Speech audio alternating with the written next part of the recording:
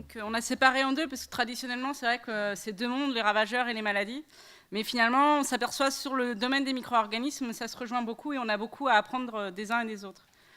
Donc, je ne repasse pas sur la quantité d'espèces qui existent. Il y a quand même 20 micro-organismes vivants qui sont homologués en France contre les maladies. En fait, on les ignore souvent, on les connaît mal, mais je vous invite à regarder effectivement IFI. Donc, ce qui est important de comprendre, c'est que ces micro-organismes, ils ont plusieurs modes d'action. Et ça, c'est le point central sur le fonctionnement de ces micro-organismes.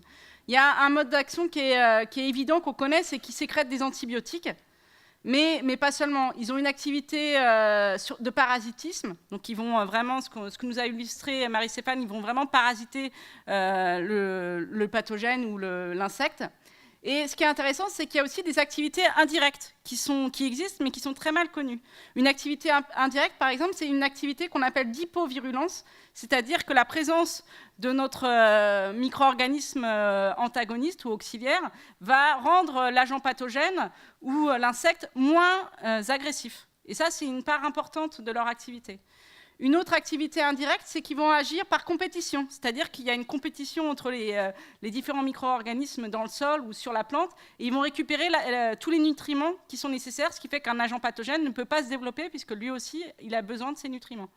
Une autre action indirecte, qui est plus connue, celle-ci, c'est l'action sur la plante, via l'induction des défenses de la plante, dont je parlerai plus tôt tout à l'heure.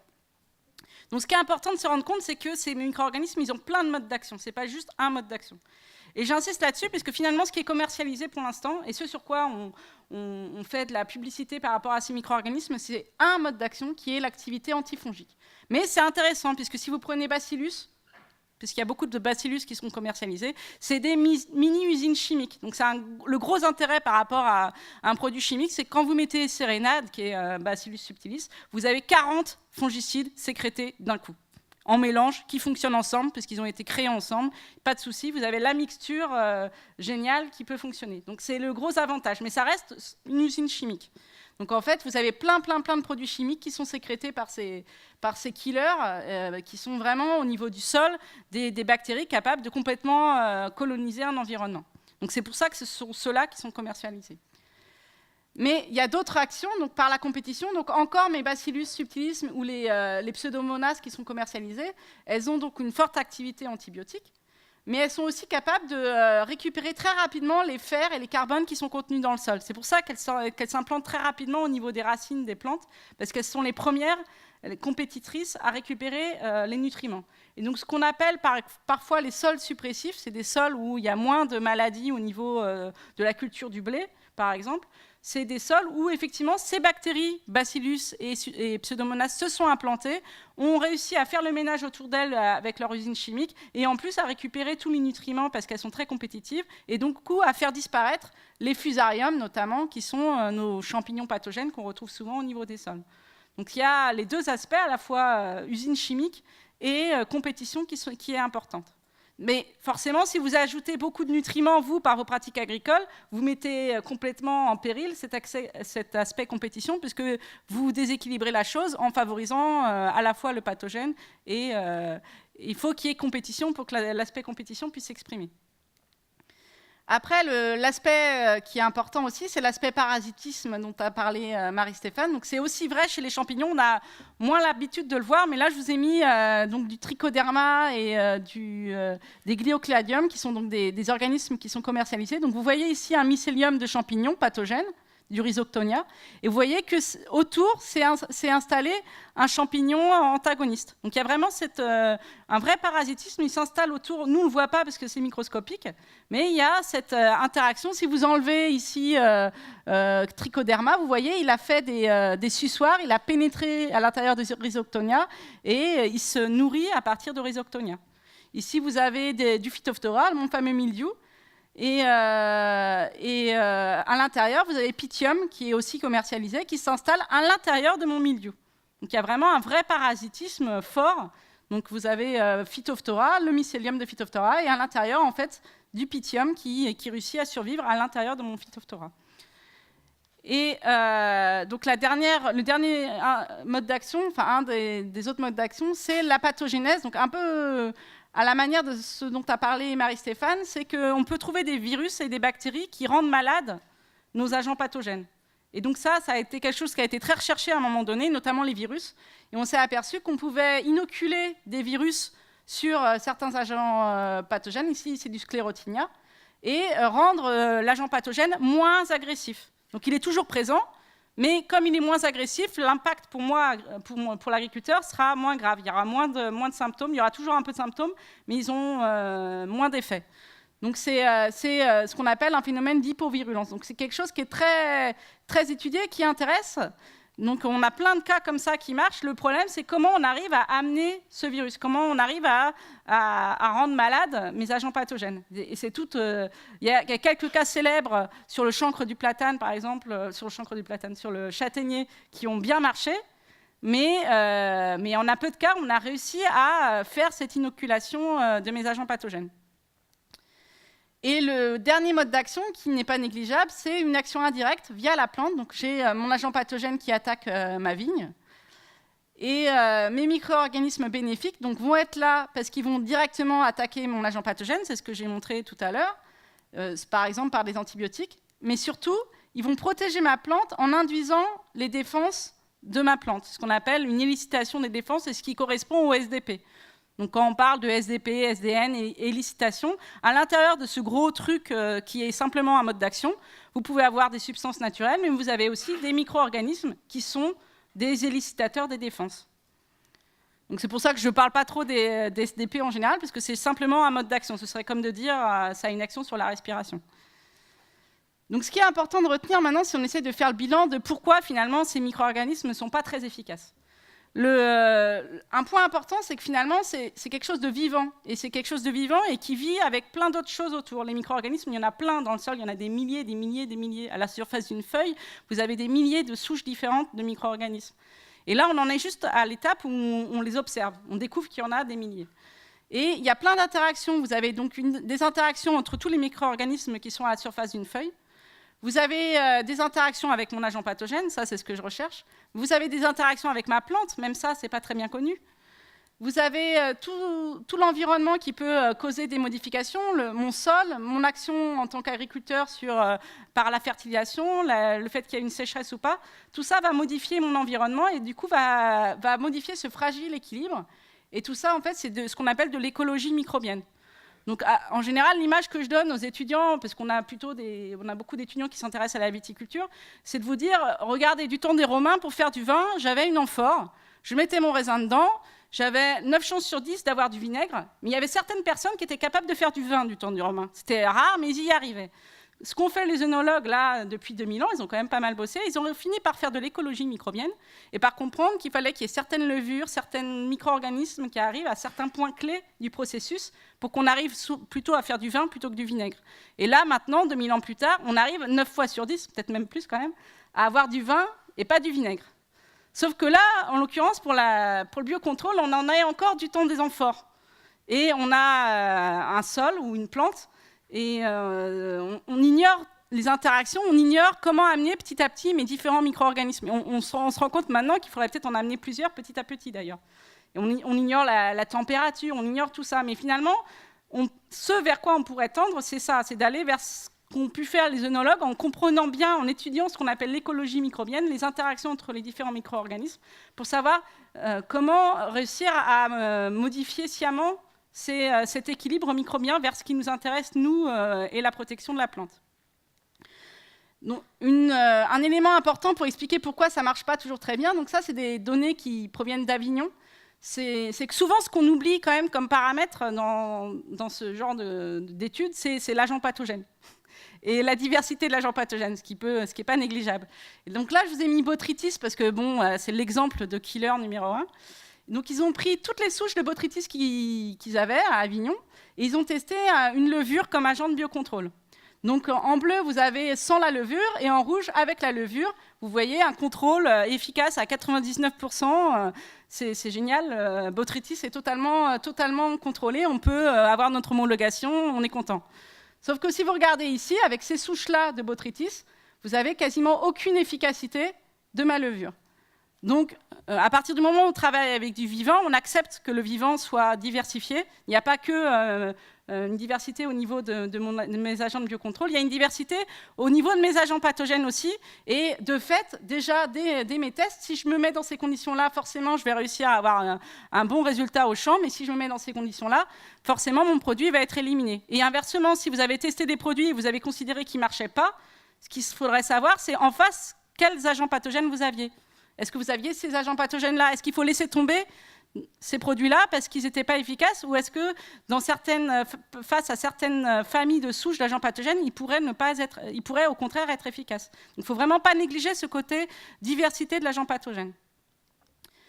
L'autre point auquel on n'avait pas trop pensé, parce que c'est quelque chose que personne n'étudiait, c'était de se rendre compte qu'en fait, les agents pathogènes sont capables de devenir résistants.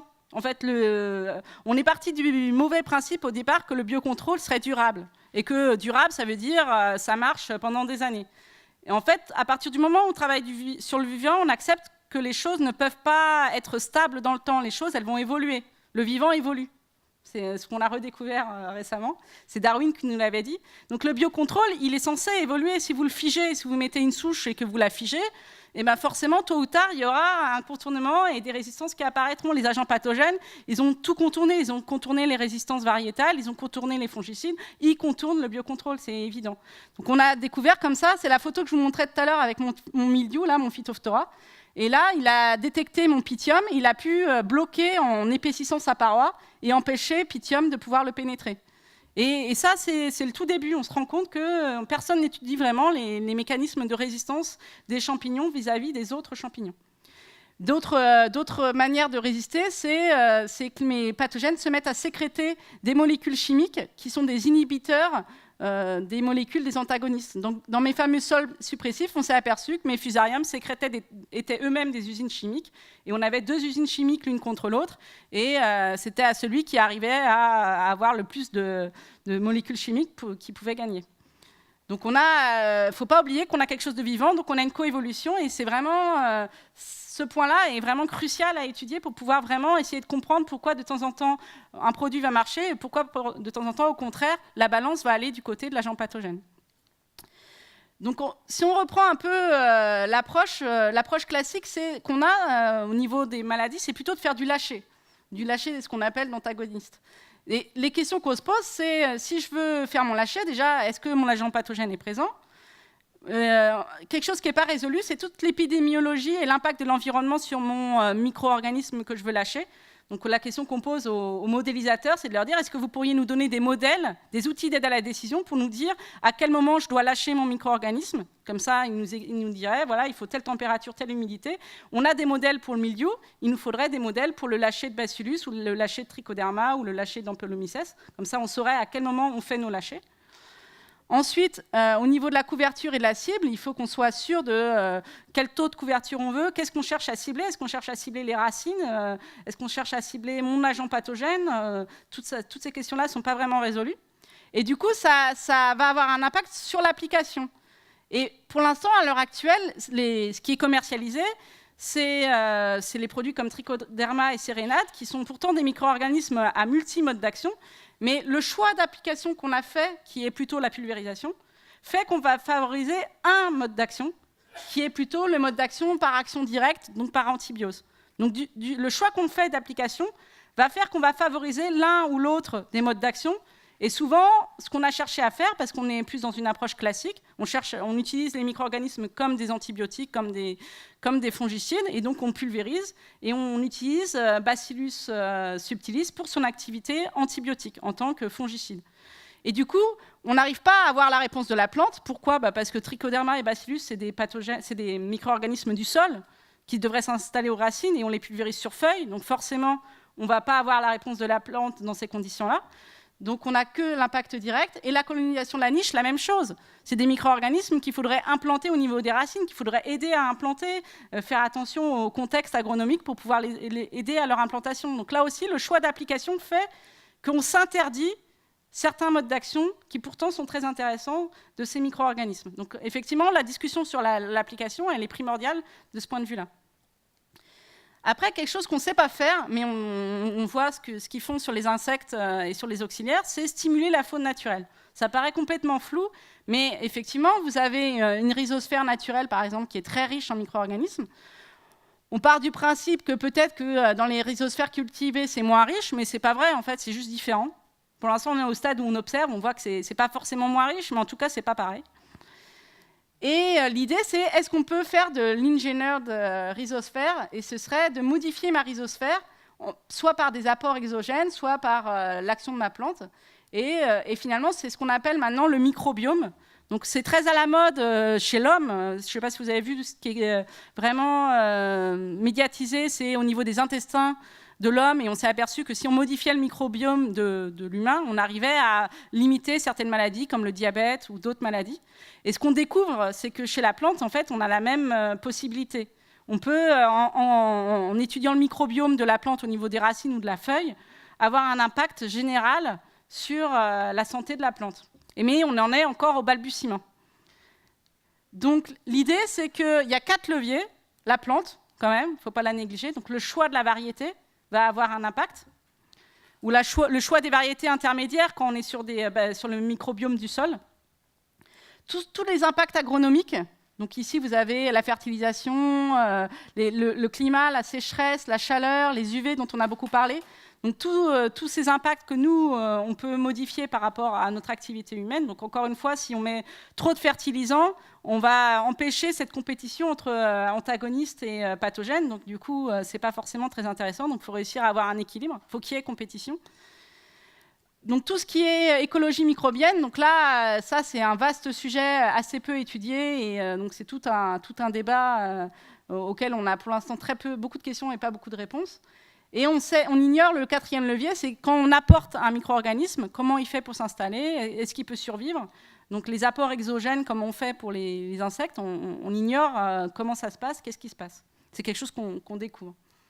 Donc la conclusion sur le biocontrôle pour les micro-organismes, c'est donc les pistes d'action de se dire un gros levier quand même qui a été bien négligé jusqu'à maintenant et qui s'agit de bouger, c'est l'amélioration variétale.